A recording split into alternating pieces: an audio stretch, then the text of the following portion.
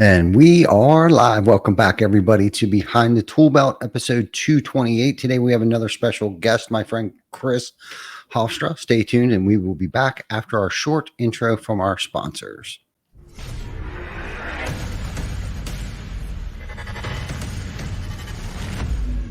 TC Backer.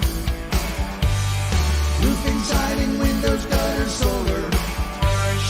Roofing, siding, windows, gutter, solar.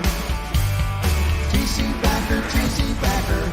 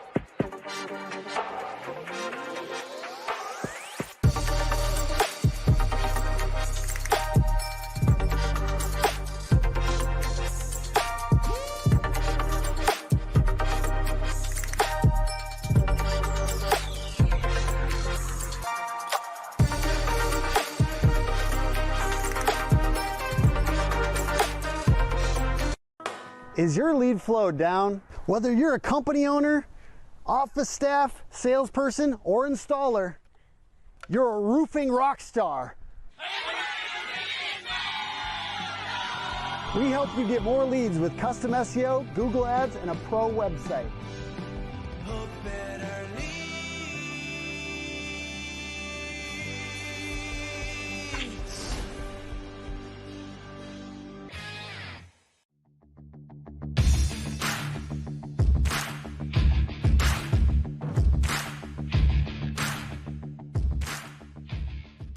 TC Backer, TC Backer.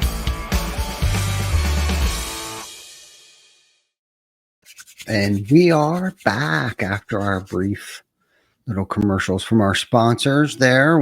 Big shout out to them, Hook Agency, Lead Scout, and Roofle, and TC Backer, of course, and Wind the Storm, and all those cool, groovy people. If you haven't liked, loved, subscribed, reviewed on any of our platforms, please do that.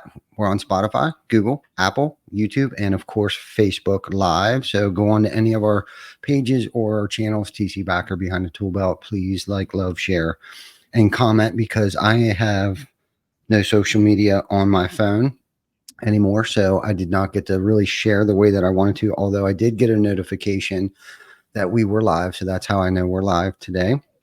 So anyhow, I'm with my brother today, my friend, a coach at times, a mentor, my guidance counselor, Chris Hofstra with Lead Scout. How you doing, buddy? And it's good to be back. It's good to be back, Ty. No doubt. Thanks for having me. You're welcome. I think the last time we did this for a few minutes, we were at April Hall's Storm Restoration Conference in Austin. Was that Austin, Texas, or Denton, maybe? I don't know. Denton, Austin. I don't think it was Austin. I think we flew into Dallas and then went north. So oh yeah, I just Frisco. remember my kids were Frisco. There you go, because my kids were like, "Dad, can you make sure to stop by Dude Perfect's headquarters?"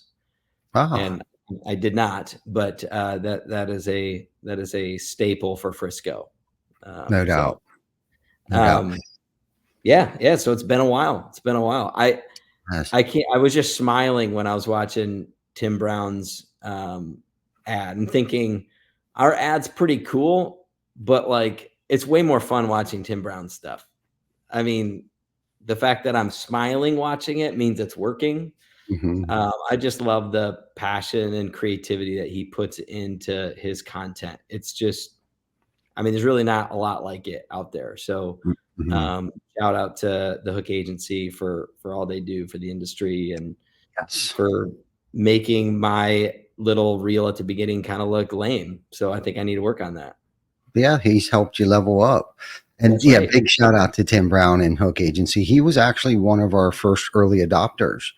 And he has inspired us. I actually got to spend about a week with him last week in Cayman, and me and you had a conversation about a gentleman right before we went on here, and you had made the comment that like this is definitely somebody that you want in the industry right now. Like he's just going to be good for our industry. And honestly, our honest heartedly opinion about Tim Brown is that he's one of those dudes. Like he just wants to see people do well, and he really worries about that. Right. And I know his passion and his heart is definitely in the right place for our industry. And he's definitely one of those trailblazers like yourself, Chris, that, you know, came into our industry, may have been a different industry or whatever. But I think Tim actually started out in the industry. But anyhow, not to convolute this or dilute or whatever, but like both of you guys are like good people to have in our industry right now. You know, because of where I found it when I got into it, you know, 20 plus years ago, it was a little bit different than it is today. And there's like this revolution, this roofing revolution kind of going on, and the direction that it's going in right now is because of people like Tim Brown and his creativity, right? Like being a roofing rock star, you know, hook better leads, right? Like I want that shit going through my head, right? That positive vibe, those positive people in my life today, like you and Tim and Joe Huffman at Roofle, which is another one of our sponsors there. I think we got to update our little banner down there at the bottom at some point in time. But with everything going on, me traveling and stuff like that, God bless Vic and his patience and tolerance too for putting up with my crazy ass, you know, with traveling and stuff like that. And the poor guy, I think, hung out in the studio in the background, kind of like we did before we let you in. That's called the studio. When you're sitting there in the bottom of the screen there. I had realized Vic had sat there probably for a good 2 hours when I was in Cayman last Wednesday night. Like I must have just distracted. And if you know me, like I know you know me, I get distracted very easily. So I must have just got up mid conversation because something else caught my attention in the room. And like, I don't know, at least an hour and a half later, I come back, there was Vic still sitting there, like playing his guitar, just kind of like killing time. Like I know I will be back at some point in time and let me know we're going live, because we didn't even have a time set for when we were going live last week, because it was like our schedule was, you know, around their schedule, because I didn't want to take the retreat hostage. You know what I mean? So whatever it was, whenever you can fit us in, you know, it's just something that I'm consistent with every week. And by all means, I want everybody on the show with us. Right. So that's kind of what happened. And there was Vic, man, just chilling, playing his guitar, strumming away. And I was like, oh, dude, I am so sorry. I was like, I didn't realize. I was like, were you waiting for me on something to come back to tell you something or whatever? But anyhow. The man. That's why Vic's the man. Yeah. Yeah. Vic is definitely the man. But so I want to hear more about this Cayman mastermind group that you did with Eric O. I think this is your first show since you've been back. I mean, you were the last show you were there. You got back Saturday. I'd love to hear more about it. Maybe next year I can join you guys. For sure, man. Definitely great question. I'm glad you asked me that question, because life-changing for me. You know, we talk a lot about, you know, getting comfortable with being uncomfortable, and, you know, just traveling itself. And I know you can relate to this, you know, traveling, being without your family and stuff like that in itself is kind of uncomfortable to begin with. But leading up to, there was a couple legs to this trip, right? Like I had an online course to take for scuba, which wasn't very difficult, but very lengthy. Like it just very time consuming. Okay. So I had to complete all that, and I needed to do that before I did my local pool testing. Right. And then to come to find out, I didn't have to necessarily do that before then, but it was recommended I did, especially since I was going to travel someplace else to take my open water certification. So it was, first leg of the trip was, you know, online testing. Second leg was my local pool testing. Third leg was to go to Grand Cayman and do open water diving certification training. And I've told this story a couple times this past week where, I had drowned in a swimming pool, Olympic sized swimming pool, with a group of friends and loved ones. They were racing back and forth, and I had this towel and I was smacking it on the water, basically saying, go, and then they would take off. Of course, they're under the water and I fell in the deep end. And all I remember is seeing like the sun and I couldn't figure out how to get back to the top. So that feeling, that horrific experience has stuck with me since then. Okay. And don't get me wrong. I'm a great swimmer because of that. Like that same day they taught me how to swim, they're like, that's never going to happen again. Yeah. So of course they threw me in. I learned how to do the doggy paddle and kind of just stay buoyant on top of the water and keep my head from going under. But I love being around the water. I love being on the water. I'm an avid saltwater fisherman. I love that for one of my hobbies and stuff like that. But never, crossed my mind that, it wasn't on my bucket list. Let's say that, like, to go scuba diving. I had no obsession or passion or dreams of going scuba diving. But when the opportunity came up, plus Erica is probably one of my best friends, in the top 5-7 top friends of mine. If he's got something going on and I'm invited, I'm going. I'm not going to say no, because I just enjoy spending time with Eric. He's great dude. Good. Yeah, yes, for sure. I'm going to get something out of this. And I thought, what a great opportunity for me to face that fear, right? Like you hear people, that story about that old lady not wanting to take the elevator, right? I don't know if you've ever heard that story or not. And I don't know it well enough to explain it, but it was one of those fears where I knew I had to face the fear. Now it's time for me to walk the walk, right? Like I talk about getting comfortable with being uncomfortable and pushing yourself to the next level. And there's another gear, stop, don't stop the fight and all that stuff. So it's like, okay, so Saturday night, the first night that I had my 6-hour pool training, I was contemplating if I was going back Sunday. And I won't talk too much about this because I'll get more into the trip then, but I just want everybody to know, like, the mental masturbation that went on behind the scenes of like, I'm doing it, I'm not doing it, I'm doing it, I'm not doing it, I'm doing it, I'm not doing it. Right. Like I was arguing with myself. And then I came to the conclusion of like, what kind of human being or leader would I be if I don't complete something that I said that I was going to do, first and foremost. Right. Mm-hmm. And the second thing that went through my mind is if I can overcome this adversity, right? Like I need to put myself in this uncomfortable situation because, mental toughness isn't, it's something that you have to work on, right? It's a skill, mm-hmm. right? You have to intentionally put yourself in uncomfortable situations. It's a mental thing, not necessarily a physical thing, right? So it was a mental thing. So I'm always continuously trying to work on that skill of mental toughness. Right. So anyhow, I went through all that. I finished it. I completed it. I called Eric 3 days before and I was like, dude, I'm not coming. Right. Really? Yep. Called him up, said, I'm not coming. I'm not going to do it. I can't do it. And I'm coming up. I'm trying to come up with these things that aren't necessarily lies, but I'm grasping at straws here, bro. Why I can't go. Like I can't, we're busy. We're working 3 storms right now. And he kind of laughed and chuckled. And I'm like laughing at myself because now I'm embarrassed of like telling him, these awful things that aren't necessarily true because who cares that we're working 3 storms? What am I doing? I'm not doing anything. The team's doing it. Like I'm just going to sit at my desk and kick myself in the ass because I didn't go, really is what probably would have happened last week. Anyhow, I get off the phone. I talked to Jana. I told Jana, hey, I called Eric and I told him I'm not coming. And she was like, why? And of course, she's like, that's just dumb. You spent all this money on this training certification. And she's like, you even bought your plane tickets, didn't you? And I was like, yeah. She's like, you're dumb. So I was like, okay. I call Eric up literally 3.2 minutes later. I'm like, dude, don't give up my room yet, bitch. And he laughed. He was like, well, that didn't take long. And I was like, no, I'm coming. I'm going. So long story short, we get there. It's beautiful. I get there on a Monday. Right. It's beautiful. The island is just magnificent. The weather finally, because mind you, when I drove to Harrisburg Airport that morning, it was 33 degrees. I get down there, it's 90 and it's beautiful. Right. And the cool thing about this retreat is that there wasn't any curriculum or schedule or itinerary other than we're going diving at this time. Okay.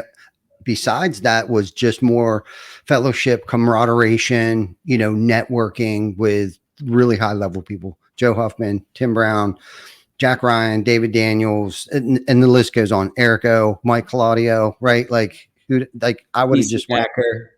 Yeah, right. Ty Backer, right? And this is my insecurity kicking in, right? This whole time. And I don't deserve to be in a group, in the same house with these people, right? It's all about me. I had to make it all about me, but I stepped outside of myself. I did it. And anyhow, when I get there and it's like, people are asking me questions, right? Like, so now it's not like, what am I going to get from this trip? Right. Cause that's what we think, like, what am I going to get out of there? I'm not going to get anything good out of this trip. Well, I get there and it's more so like, okay, what am I bringing to this trip? Mm-hmm. So I get there and like people are asking me questions, like shit that I know about. I actually know about, how to sustain a business for 17 years, right? Like just, and everything in between from day one to now, they're asking me these questions. I feel like I'm banging on all 8 cylinders. Like if anything else, this is why I'm here, right? Not just what I'm going to get from it, because obviously I got a shit ton from it. There was a lot of metaphors, whether it was overcoming adversity or learning how to deal with adversity, reprogramming my mind under certain circumstances, especially high pressured circumstances, and then retraining my mind how to breathe, not through my nose anymore, but through my mouth, and then actually slow down and smell the roses. Yeah. Right. Like, let's stop thinking about me so much. And like, let's actually take in the atmosphere here. Let's stop thinking about how I'm not, breathing, or how I am breathing, or I'm using up too much oxygen. Let's take in the atmosphere here a little bit. Like, okay, I'm 30 some feet underwater here, man. Like I'm gaining a superpower here, like Aquaman. Okay. I'm digging it. The worst part of it was the training, right? They give you all worst case scenarios. Let's turn your oxygen off while you're 40 feet below. Yeah. That doesn't sound like a good idea to me, but okay. Tell your friend or your buddy, it's buddy system. Let him know I'm out of air. Grab the secondary that he's got, stick it in your mouth. Okay, cool. Got through it. Give it back to him. Turn the air back on. Put my regulator back in. Still alive. We're good. Rip your mask off now. Yep. Underwater. Okay. That's the worst one. That was the hardest one for me, is taking the gear off. Yeah. And then you got to take the actual gear off that wants to float away. And then actually getting it off was the easy part. Getting it back on was, for me, it was the hard part, because I think the actual unit and the vest and everything weighs more than I do. Yeah. So to like manhandle this thing, and then you got all of these, you got your secondary, you got your regulators, you got your whatever the hell that thing is that fills it up with air and lets air back out of it, that thingy. Your snorkel smacking in the face and wants to help rip your mask off and let water in there and shit, and all these crazy things going on that I'm not even used to, nor do I even know the names of these things yet. Like, what does this do? What does that do? And the weights, like they actually put weights on you. Like, dude, that's like, no, you're not weighing me down underwater. Like, we're not doing this. Right. Okay. Cause that just sounds really stupid to me. Like, you're going to throw like stones in my vest and like weigh my ass down. Yeah, how they kill people, right? They put a millstone around their ankles and throw them in the water, right? Right. So like, I'm not digging none of this. And then the other thing was too, one of the principles that I've learned over the years, it's like, one is like, the only way to get out of me is to get into somebody else. So fortunately, there was 3 other gentlemen that were going through the same training as me. And the other 8 people that were there were already experienced divers. So they got to do their own separate dives. And then the 4 of us, me, Tim, Jack Ryan, and there's another gentleman, I can't think of his name off the top of my head. It'll come to me then. So we're all kind of in the same boat together, literally, physically, metaphorically in the same boat together while we're diving. Okay. Like, none of us know what the hell we're doing. We're all kind of like trying to act like we're not scared, but I know for a fact that we are. At least I was. And maybe I didn't show it as much, because Tim told me later, he's like, I didn't realize you were as nervous as you were until you told me. And he said, I saw what you did there. Like, you started to pay more attention to me than you did your own self. I was like, that's exactly what I did, because I was taught that. I've known that for the past 10 years. Like, the only way to get out of me is to get into somebody else. Like, lessen their burdens, right? Like, so how can I help you out? Like, I'm going through shit right now myself, but the only way I can forget about it is to dive into your mess.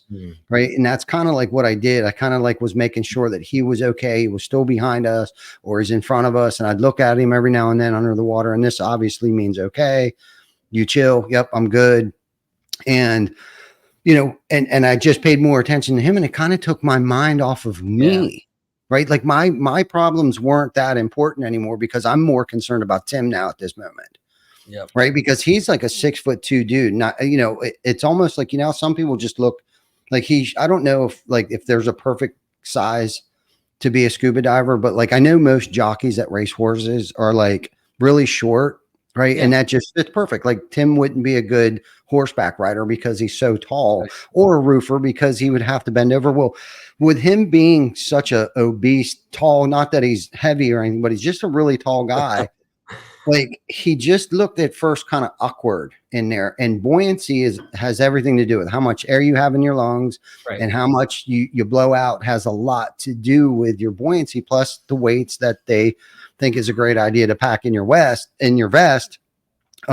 Has a lot to do with your buoyancy in there. And both of us were having issues with that, but I was more concerned about him again, like I said, and it just, it wasn't that bad. I started, to relax a little bit, and just thinking about it kind of gets my anxiety up a little bit, just thinking about diving again. So I'm not looking forward. Well, I don't have my next diving date planned yet, but I will go next year for sure with Eric when he does this. Your certification's what, a year, 2 years? I don't know, but I don't think there's really anything other than probably paying something. I don't think you have to redo it. Oh, okay. Every so often. I think once you're certified, you're certified. Now your equipment, on the other hand, needs to be inspected every so often, more often than not, just because that's a big deal, right? Like you need all of that inspected, the tanks and your regulators and things like that. The valves need inspected, I think, yearly, which is only, I think, a really smart thing to do when it comes to, breathing. We eventually got down to about 130 feet. And, we didn't find that out till we got back up there. But, besides the scuba, I mean, it really was. The whole trip was amazing. The conversations that we had, the things that we learned from each other, and the vulnerability. I think that was the greatest part of it all, right? Like, was just to be able to take down all defense mechanisms and just breathe freely around other roofing contractors, other people in our space, whether it's marketing, door to door, other contractors and people like that, and like-minded people in the same space that we're in right now. It's just great to be really vulnerable. Joe Huffman and I had some really high level, deep conversations. We're both kind of in the same positions in our companies. And it was really nice to talk to somebody else and know that they struggle or have the same fears or same successes. You know what I mean? I felt very open and freely to speak with Joe at that level. And then of course, having other conversations with the other guys too was just, I learned just as much from them, whether they know it or not, as they did for me. And the other, if anything else, it was just a reminder of where I was and not to forget where I came from either, bum. Kind of thing. So I love it. Yeah. So you guys gonna do it again? Is it like going to be an annual? Was this the first of many years to come? First of many to come. This is just the beginning. Eric has a lot of cool stuff up his sleeve right now. We do a bi-weekly call. It's called the Cult Culture Movement. So there's a bi-weekly call. Joe Huffman just signed up, so I'm super excited about that. Some other roofing contractors that are in it. And then not anybody, but just, just because you're not necessarily a part of the group, the Cult Culture Movement group, you'll be able to go. Like Joe wasn't a member, and there was a few other, I think there was actually only 3 or 4 of us that were actual members of CCM. But yeah, so you'll definitely, if you want to go, you'll definitely be able to go. So cool. Yeah, it's fun. A lot of fun. Yeah, man. Yeah, you had extended the invite and didn't work this year, but I'd love to do it next year. Yeah, it was fun. Have you gone scuba diving? Are you certified? Yeah, I did in Jamaica one time. It was on our honeymoon. It was a little bit different. I mean, this was 18 years ago now. And my memory is a little bit vague on it. And that's why I was asking you about how long your certification is good for, because mine was like not a very intense certification. We did a pool training. We had to, take off all our equipment, put it all back on in the pool. And then was kind of I remember that was the last thing before we could go out and on the boat. And it was really certification for that resort and their dive team or their instructors.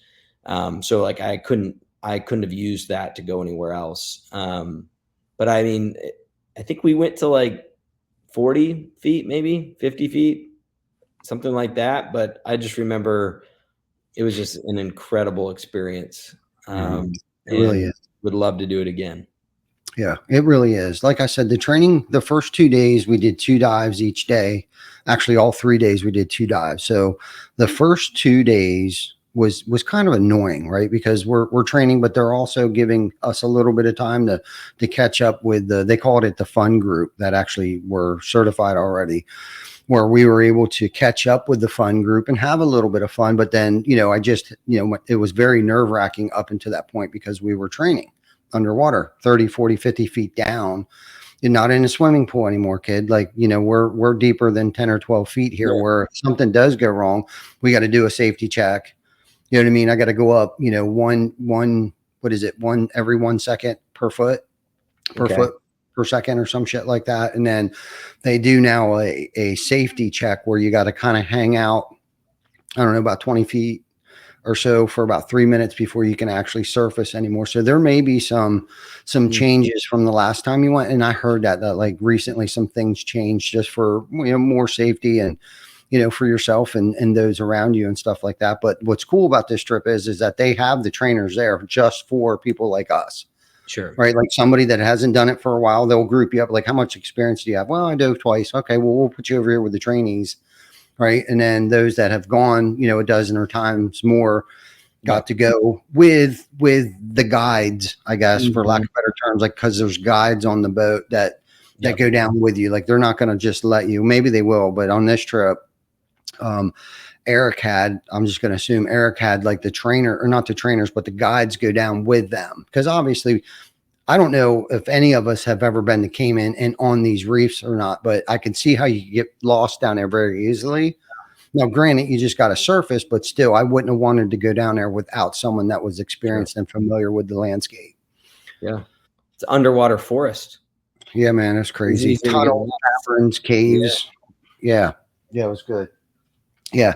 So it was a blast. There's a lot that I got out of it. I mean, it was like, coming back and there was something too that came about. There was some personal stuff that I was kind of going through.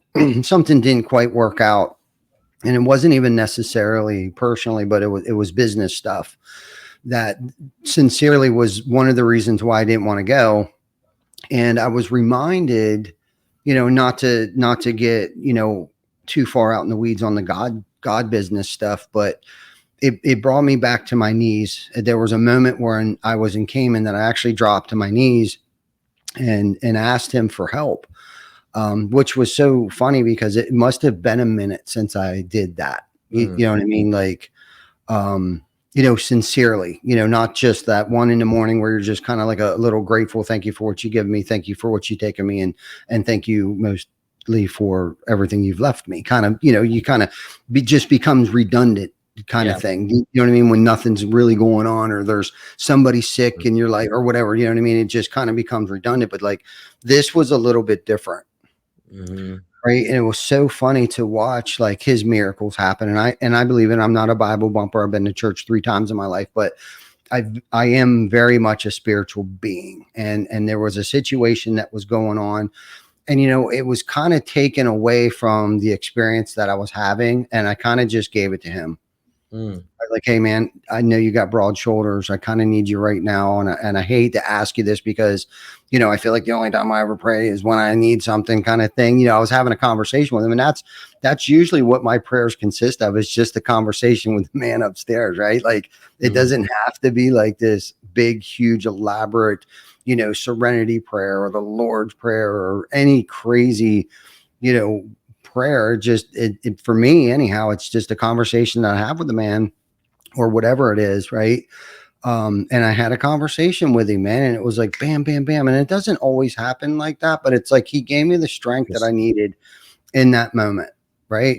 Whether it was right, wrong, or indifferent, that's just how I felt. I felt much more at peace. And I was able to center myself and remove myself from self, right? Because that's really what it was. I was very self-absorbed prior to this. Like, everything was about me, like worried for me, worried about this, and it all kind of just like all fingers pointed back to me. And this trip, probably the biggest thing I got out of it is like, it took me out of me. For that, and even I still feel that way when I got back here, like, so the small little things that we have to go through during entrepreneurship and managing and leadership, like, there's things that we go through, right, like on a daily basis that in some people's eyes might seem like a big deal, but it's kind of like you become a little bit callous. But what happens, I think, at times it starts to build up. It manifests in this thing that we don't even know, identify or notice, right? But then it starts coming out in different ways, where it's like, maybe I start taking things out on people that have nothing to do with anything else that's going on in my life and stuff like that. So I kind of felt like I was getting to that point prior to this trip. I was very self-absorbed, right? Like, me, how I feel, what's going on with me, and and I was taking my focus off like the primary purpose of like why I'm doing this. Why, like the trip, and why am I doing this? Why am I doing this? Why am I even here? Why am I still showing up? I should have retired 5 years ago. Like, this fucking bullshit, right? And it's like, dude, you signed up for this. Like, I knew what I signed up for a long time ago, and it's like I started to lose sight of that, where it's like what was important to me just wasn't that important. You know what I mean? Like, other people's feelings, or I don't care what they think about you, or I don't care how this affects them. And I was just, there was a brief moment, probably the week leading up to that, I became very self-absorbed, not financially greedy or anything like that. It was more so like my attitude towards things. You know what I mean? Like, my patience and tolerance for people and silliness and stuff. And like, where I just didn't want to be that shoulder today for you to cry on. Like, I'm not into it. Like, inspiring, very tiring. Get away from me. You know what I mean? Like, I started to become very like, I don't even know how to explain that. I think unless you've gone through something like that, you probably think I'm crazy. No, I think to a certain degree, anybody that has kids knows what that feels like, right? I mean, you don't have to be the leader of a large multi-state company like you to feel that in some way, right? It's different in your shoes, but I mean, I feel that way as a dad with a 10, 8, and 5-year-old, like, where it's just like, would you guys just like go to bed and leave me alone? Like, I'm sick of catering to your needs, and that patience wears thin, and so I think any parent can relate to that.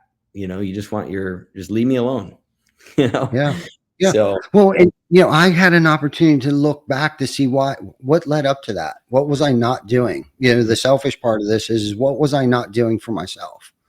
What expectations was I not meeting, or what goals, what promises was I breaking to myself to make me feel that way? Because when there's something wrong, right? When there's something wrong with me at the end of the day. Think about that for a second. I'm going to say it again. When there's something wrong with me. Yeah. Right. It isn't, I've dealt with these situations hundreds, sometimes thousands, dozens of times, but today I'm handling it much differently. Why? Yeah. It's not that you did anything differently, right? Or this situation's not very unusual, but I'm not dealing with it very well today. And why? What led up to that? And usually for me, it's a series of things, not just because I didn't get enough sleep last night, right? Because I think tired a lot of times is a mindset, and that's a whole other topic. But obviously you gotta sleep got to get a lot of rest. Good, whatever, figure out what that rest is for you. Some people it's 4 hours, some people it's 8 hours. Eating healthy, right? Working out, reading daily affirmations, listening to podcasts, reading books, whatever, and I think a lot of it and I know for a fact what it was, there was promises that I was making to myself and other people where I felt like I was failing. And simply put is that my pride or my ego wasn't allowing me to ask for help. I was biting off more than I could chew. There was deadlines that I didn't meet for certain things. And it was really starting to eat me alive, and it was coming out in different ways, right? Like my attitude towards things. I wasn't, my self-esteem was low. I was short-tempered. And really at the end of the day, what it came down to is that I needed to ask for help. And I asked Tam for help. Tam has become over the past 3 weeks, my assistant, which has been a lifesaver to me. And it's like I almost needed to tell on myself a little bit, like, hey, Tam, I got these things going on, man. Like there's not enough time in the day, or I really don't know what the hell I'm doing. And I don't know why I said I was going to do it, but I think you could really help me out with this. It was just couple few things. It wasn't a whole lot of things. It was about 3 or 4 things that I just needed help with. Right. That selfishly, if I would have gave it to her sooner, it would have improved the quality of her life. And it was things like that, where it was like improving the quality of the company's life. You know what I mean? Like things that I wanted to do and things that I wanted to get the company involved with. But like I was being selfish to a certain extent. Like, you know what I mean? Like, no, I can do this. I want to do this. And it was like, well, that was dumb. You know what I mean? Like I just missed an opportunity to like actually empower somebody or empower a team or assign them a task to feel ownership in something. And it was like I was holding on to the shit that was literally making me feel miserable inside because I wasn't doing it. No, I love it. I mean, Ty, what you're explaining, hopefully the analogy resonates with people listening that have children. But I mean, you are a father of the children in your company. It's the same interaction as a dad or a mom in a home. Whether you have one child or you have, 6, the reality is you can, try to do it all yourself and then take out your anger and frustration on your kids, where you can bring them into the process. And I think the challenging part is like, well, I don't want to make them do the dishes or, get their dirty clothes because they won't do it right, or they won't, turn their clothes right side out, or stupid stuff. But if we get them involved, it lightens our load, and then we can have the capacity to love them the way that they need to be loved. Like you said, the problem is it's a me problem. When there's issues with the kids, sure, they're acting out, but at the end of the day, like our kids are our mission field. Like they're the ones that they literally need help. They're foolish by nature because they're just children. And so, I can choose to, blame it on them for, they're just disobedient. If only they would just listen. Why do I have to repeat myself all the time? But that's a me problem. That's not really their problem. No. And I'm constantly learning that. And, I think we've talked about this a little bit, but like I can't say the last 15 months anymore because it's been like 3 months since I've really traveled, but there was like a 15-month stretch there where I was traveling with you, and you were doing a lot more than I was, but I was traveling, and it got tough at home because I just lost that edge was dulling because I was gone a lot. And my re-entry into the home was always rough and all those things. So, it's been really nice the last 3 months to just kind of be here, and just be more mindful of my role. Like I said, a mission field. Like these kids Heidi and I aren't missionaries. We don't do that. And, God bless people that do that and raise kids. But like our mission field is our kids when they come home from school, putting them to bed, feeding them dinner, which is a war every day, because nothing tastes good. Yeah. But anyway, so I No, I love totally relate to what you're saying. You're just applying those same interactions in a company setting. Yeah. We all can experience that at home too if we have a family. Or maybe if we don't have a family, maybe we remember that when we were, home with our folks. Yeah. No, and I love how you brought it home. Mm-hmm. You know what I mean? Like to the house, to the home life, right? Because, a lot of times I think I get caught up in, or don't get caught up in like how important is it really, right? That they left their shoes on the floor. Mm-hmm. You know what I mean? Because I do it all the time. I've done it. I've not cleaned up after myself. I've left the dirty dish on the coffee table. You know what I mean? Those things that I know for a fact that annoy the shit out of Jana. And I'm sure you've done the same thing to Heidi, and it's like, here I am, not necessarily even leading by example, but I'm making a big deal out of it. And I think it really comes down to like not being very centered and okay with myself at that moment, because I feel like maybe everything else is out of control in my life, but I'm going to come home and I'm going to control, that control freak in me starts veering its ugly head. Like, no, you're going to listen to me. Right. Like, and I think that's what it comes down to all the time. But if we can really look at it, and our jobs as parents is to bring joy and coach and mentor, and be patient with our children, right? Like that's what we were here to do. Like they didn't ask to be here. Right. You Right. know what I mean? Right. Like they didn't ask to be here, and hopefully kids are out there listening to this and can use that to their advantage. But like, I'm not even the one, because I think I yelled that at my mom once. I didn't even want to be here. But but we got to keep that in mind. Like I read a book every day. It's called The Daily Dad by Ryan Holiday, and it's so good. It's so good because it's so well rounded on every aspect, facet, and it's very neutral, right? And that's what I like about it. It's not too far right, it's not too far left. It's very neutral, and he quotes everybody. I mean, quotes everybody, and he uses, because he's like a modern day Stoic. So Marcus Aurelius is brought up a lot, and I really like his theories and his thinking, the way that he thought back. I don't even know how long ago that was, and he didn't even have a mentor or a coach or anything. But like, we're still 2,000 years later, we're still using his quotes and his literature and reading from it and stuff like that. But anyhow, but I read it and it really helps me. And I try to apply that to be a better parent today. That's one of the books. I read another daily affirmation book that I really enjoy. And I've actually read that for over 10 years now. I read it every single day. I've read it 10 times the same day, 10 years in a row. And it means something. The crazy thing is that it means something different to me today than it did 10 years ago, let alone just a year ago, right? Like how much differently I think today, or how it applies differently in my life today. But one of the things that he talks about is like the encouragement of your children, leading by example. If you're not doing it, don't dare tell them not to do it. Right. Mm-hmm. And how you're treating each other, parents, like how are we treating each other, and how do we want them to leave this house and treat other people? If we're arguing all the time and doing things and making them lie, like tell your teacher that you were sick today. Like, how do you think they're going to go through life? That's acceptable now.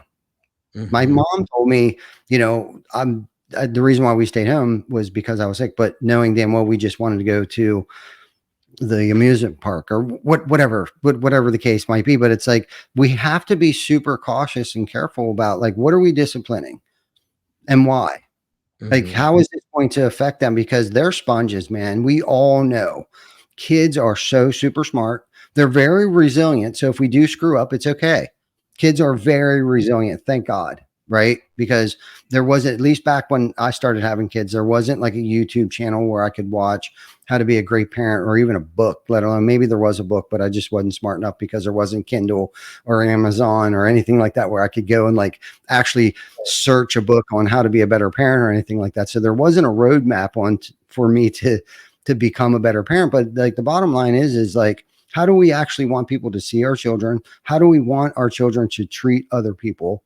right? And how do we want to be treated? So, and that's how we would treat our own kids and mentor them. And that's what's so cool. It's like the things that I didn't have or I wasn't aware of at age 5, I have the opportunity to bring that to their attention today. Mm-hmm. Like I didn't get to experience these things when I was 5 years old. I didn't get to experience these things when I was 10 years old. Like Rocket's at a really cool age right now where like I'm sharing my books with him because I'm grooming him because he's the future. He's the future. He's our next in line of leadership. Mm-hmm. And how cool would it have been if I would have had those resources or that mentor, that coach, or that parent at that time? And don't get me wrong, my dad has and is still one of my biggest coaches and mentors today. Right. But the tools and the resources that we have access to and how fast we can get them up to speed on how to become a better speaker, how to become a better student, how to treat women, how to all of these things of respect and, you know, and being responsible, right? Because that's probably one of our biggest things. Well, why are you so irresponsible? Or how can you be so irresponsible? And it's like, God, they're 7 years old. Like, give them a break.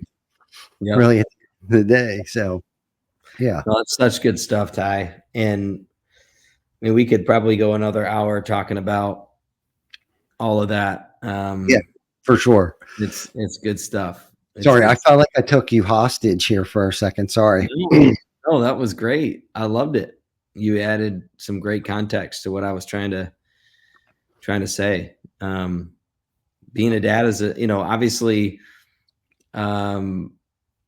growing Lead Scout and making Lead Scout the best, tool and resource it can be to this community that we are a part of, is right at the top. But, being a good husband and a good dad is right above that. So, it's something I think about all the time. And so it's just good to talk about.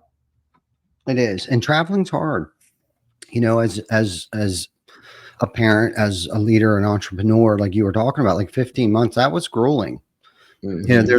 And again, playing back into that mental toughness, like this isn't for the weak-minded or the weak-hearted, and the correction that we have to make. Like when you said, when you got back, like that entry back into the household was a learning curve because I've never experienced what we experienced last year. Yeah. We figured it out. Like it was on the spot training. Yeah, absolutely. You just figured it out by doing it wrong a lot of times. Mm-hmm. I think that's how we probably all learn a lot of things. You touch the pan, it burns you. You're like, I'm not doing that again. That's how we learn. It's just painful to learn that way sometimes, but it is. I think that's why it works. For sure. For sure. Through pain comes growth. Everybody knows that, through self and the problem, not the problem, but the reality is 90% of the issues that we deal with or the pain that we suffer from is self-inflicted pain. 90% of it. And I'm leaving 10 in there because good things do happen to bad people, things, but how we deal with it, I think is really the difference, right? Like how long do we let that stick with us? How many days do we let it ruin our days? Those, and through learning the trial and error of like, okay, I don't like how I'm feeling right now. Like I'm done making myself miserable and everybody around me.